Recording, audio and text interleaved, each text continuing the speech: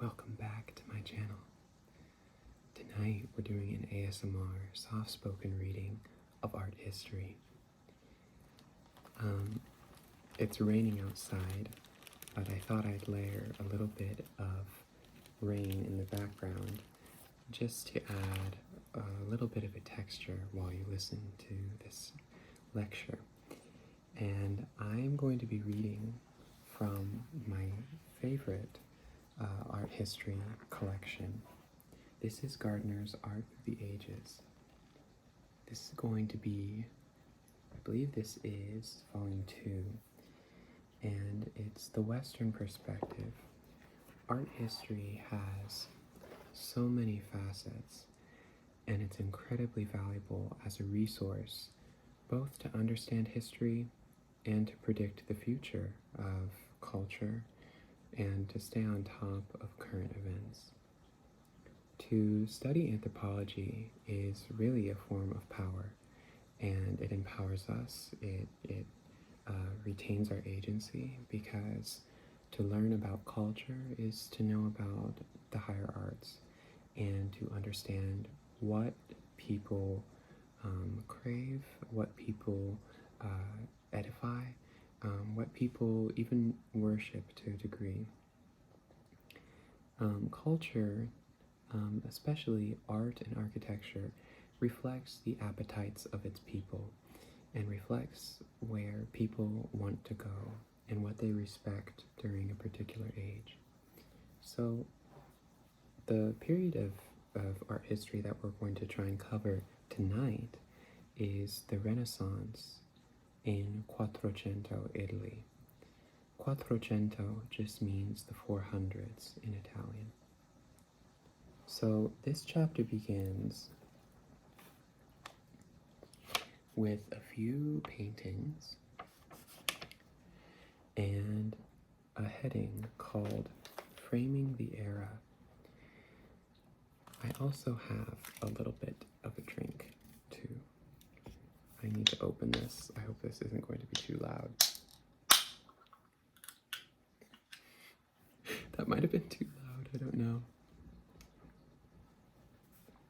Okay.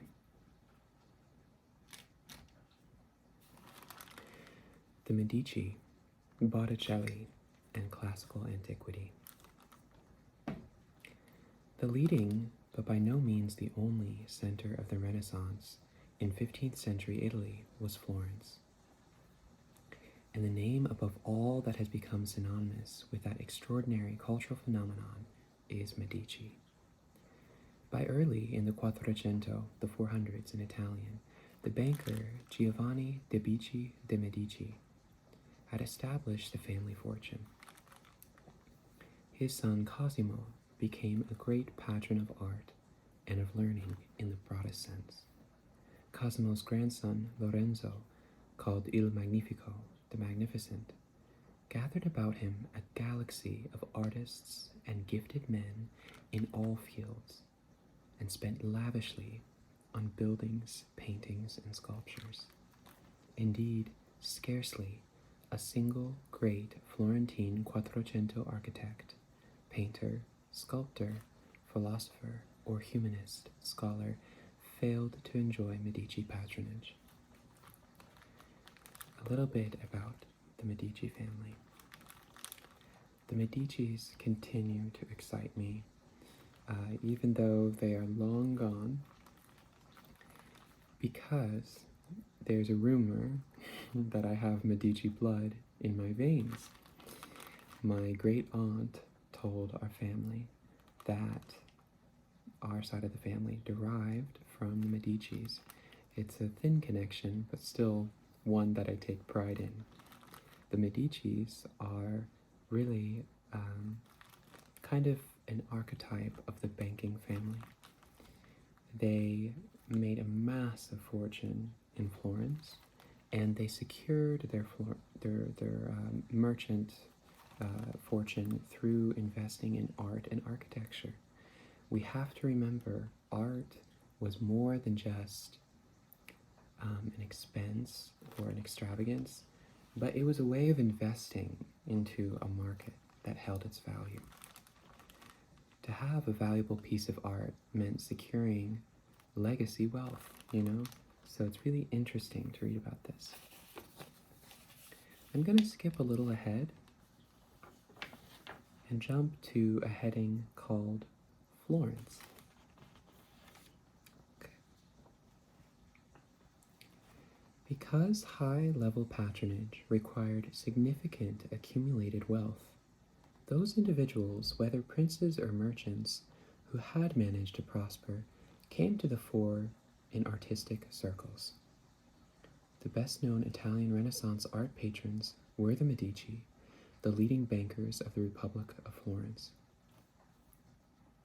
Yet the earliest important artistic commission in 15th century Florence was not a Medici project, but rather a competition held by the Cathedral of Santa Maria del Fiore and sponsored by the city's Guild of Wool Merchants.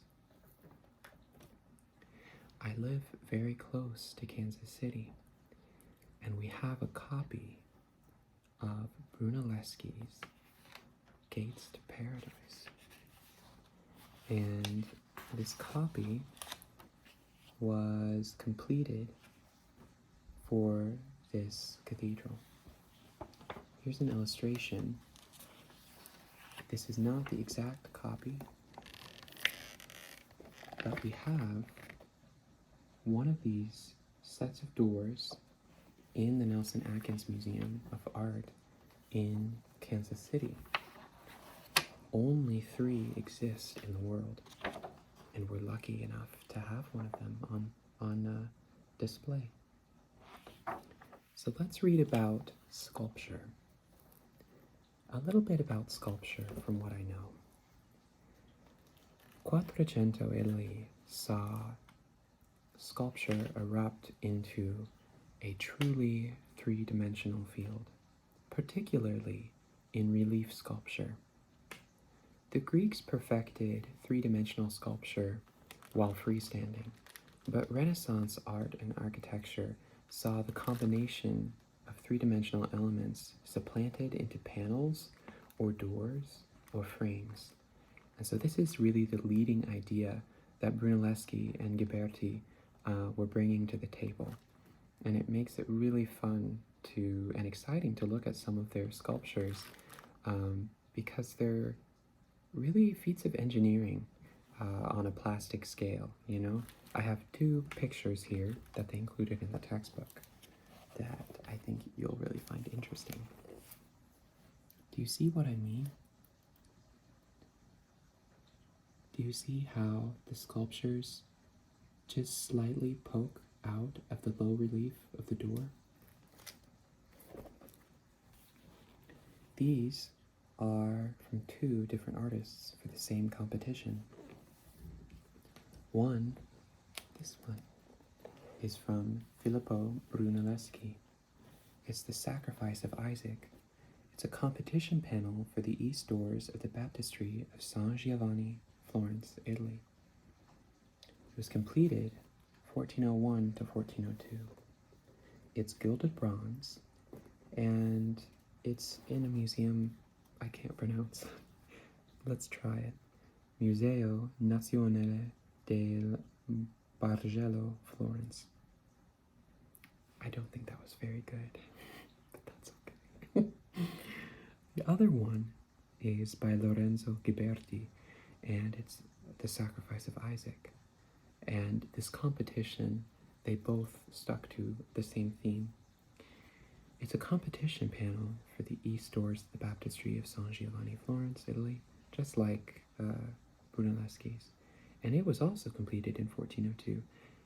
Additionally, it's the same measurements and is gilded bronze and is held in the same museum. Need a drink. Okay. Let's talk a little bit about Brunelleschi and Ghiberti. The jury selected 7 semi-final artists from among the many artists who entered the widely advertised competition. Only the panels of the 2 finalists, Filippo Brunelleschi and Lorenzo Ghiberti, had survived, at 24 and 23 years old respectively. They were also the two youngest entrants in the competition, which gleans something about what I was saying earlier, how these young artists were pumping new blood into the cultural landscape of Florence. These low-relief sculptures we see throughout all art history for the most part, but the way they pushed them into this magnificently three-dimensional landscape is something to be really admired, and it was a trademark of Quattrocento Florence. Okay, so as instructed, both artists used the same French-style frames and depicted the same moment of the narrative, the angel's interruption of the action. The action they're talking about is Isaac's being sacrificed by his father, and the angel's interrupting that action, right? So Abraham is about to sacrifice Isaac, but an angel of the Lord appears to Abraham to stop him. Okay. I hope I got that right. I'm not very well versed in my Bible lore, but I think I know that one. Crossing my fingers. Correct me in the comments if I'm wrong, okay? Okay. Brunelleschi's entry is a vigorous interpretation of the theme and recalls the emotional agitation of Giovanni Pisano's relief sculptures.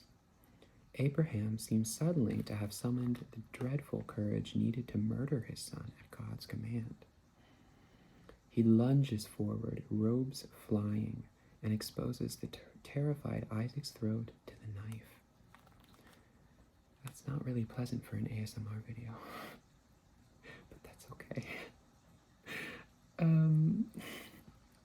Matching Abraham's energy, the saving angel flies in from the left, grabbing Abraham's arm to stop the killing. Brunelleschi's figures demonstrate his ability to represent faithfully and dramatically all the elements in the biblical narrative.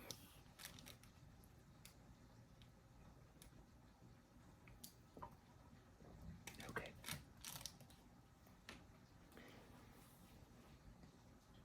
Whereas Brunelleschi imbued his image with violent movement and high emotion, Ghiberti emphasized grace and smoothness. In Ghiberti's panel, Abraham appears in a typically Gothic pose, with out-thrust hip, and seems to contemplate the act he's about to perform. Even as he draws back his arm to strike, the figure of Isaac, beautifully posed and rendered, recalls Greco-Roman statuary, and many art historians cite it as the first classical nude since antiquity. Compare, for the example, the torsion of Isaac's body and the dramatic turn of his head with the posture of the ancient Greek statue of the Gaul plunging a sword into his own chest. Unlike his medieval predecessors, Ghiberti revealed a genuine appreciation of the nude male form and a deep interest in how the muscular system and skeletal structure move the human body. Even the altar on which Isaac kneels displays Ghiberti's emulation of antique models.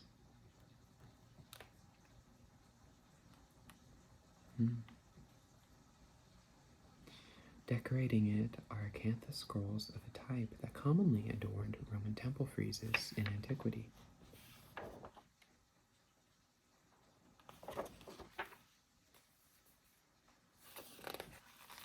Wow. Okay.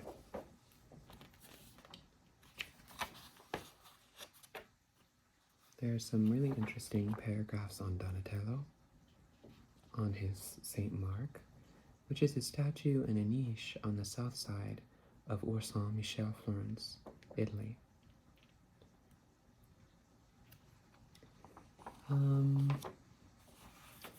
Donatello also made the Saint George, a statue in a niche on the north side of Saint Michel in Florence, Italy. And he made St. George and the Dragon, a relief below the niche with a statue of St. George or Saint Michel, Florence. Let's show you some pictures.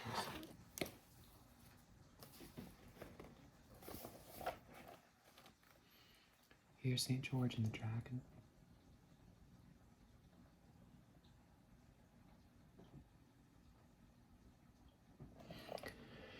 And this is just St. George alone with his shield. Pretty classic, kind of Greek, maybe a little Roman. Okay. Sorry. Some papers fell out. Okay. I have all my class notes still stuffed in this book, so that it's kind of messy. Okay. Donatello also did a very famous rendition of David, but I won't show it on the screen because I think it would get I don't think I can show it on YouTube.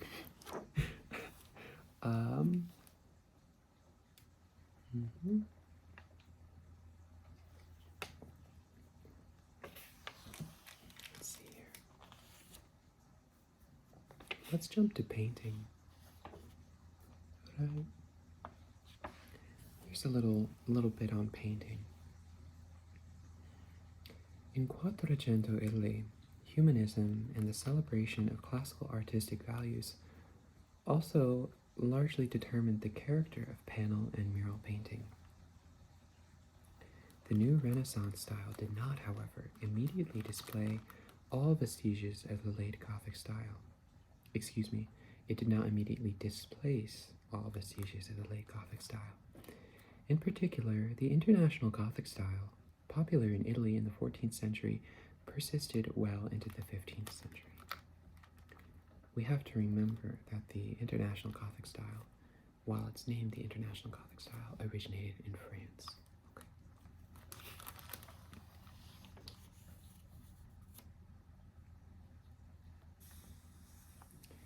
Masaccio.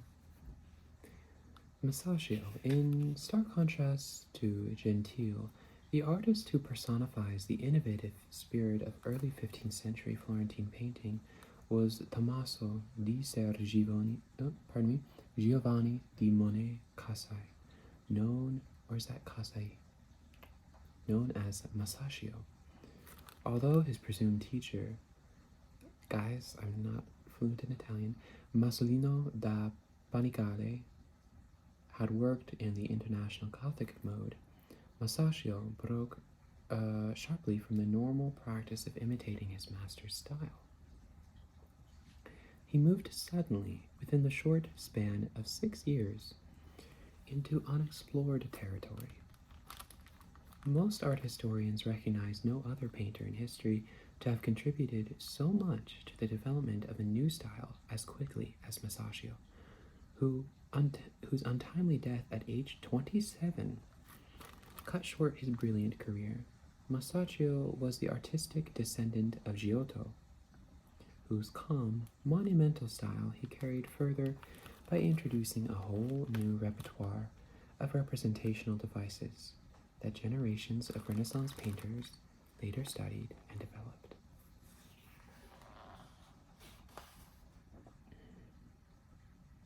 Wow. Here's a favorite. We're going to finish this first part on Fra Angelico, okay? Fra Angelico's most famous piece by far is the Annunciation mural in the monks' quarters of San Marco, Florence. I'm sure most of you will recognize it.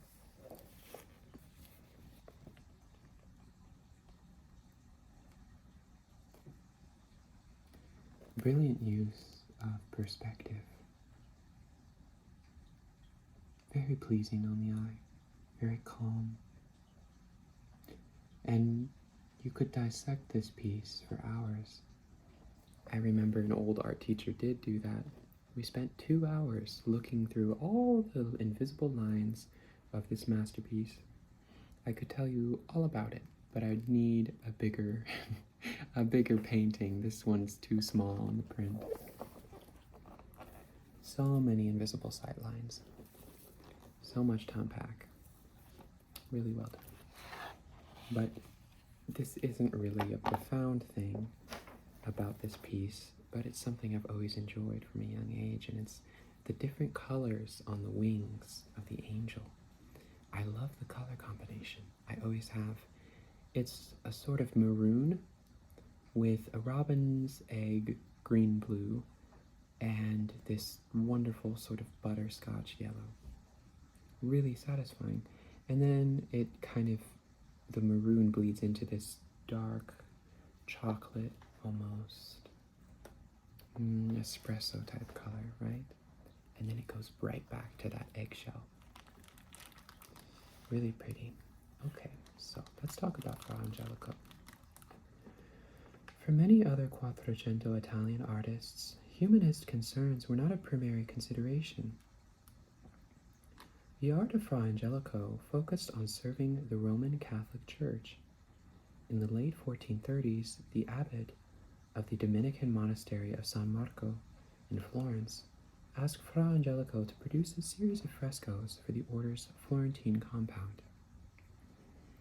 The Dominicans of San Marco had dedicated themselves to lives of prayer and work, and their monastery was mostly spare and austere to encourage the monks to immerse themselves in their devotional lives.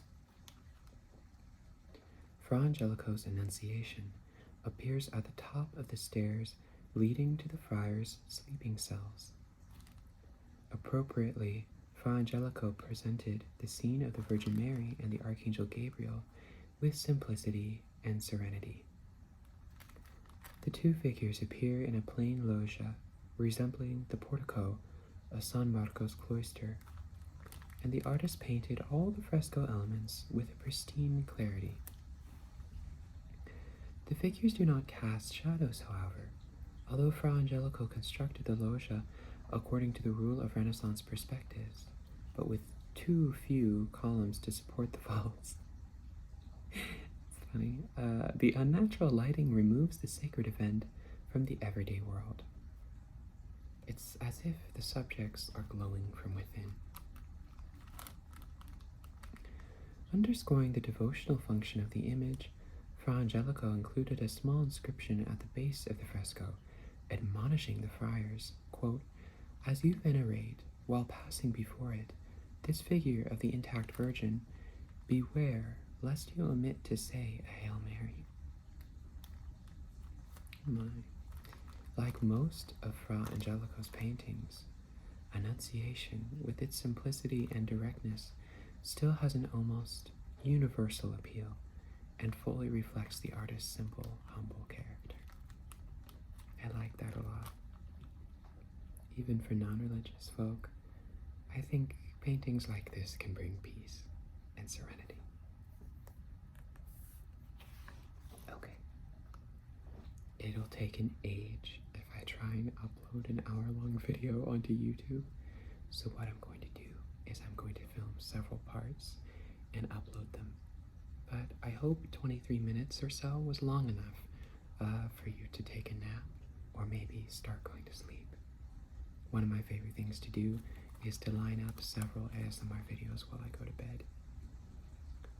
A little bit about ASMR as we close. I've been watching ASMR for, I want to say, maybe 12 years, ever since I was very young. And it's always brought me an immense amount of peace. Often I can get overstimulated when there's too much music or too much conversation. So listening to audiobooks or listening to ASMR is a wonderful way for me to unwind and fall asleep or study. So I just want to thank all the ASMR artists who are out there doing so much valuable work for keeping me sane and keeping me relaxed. And I hope that this first ASMR video of mine was not too unbearable. I hope I kept it at a quiet volume so you can go to sleep. I know myself, I'm very sleepy right now because it's almost 2 a.m. Actually, I think it's past 2 a.m. It is. It's 2:30 in the morning. But I love making these videos, so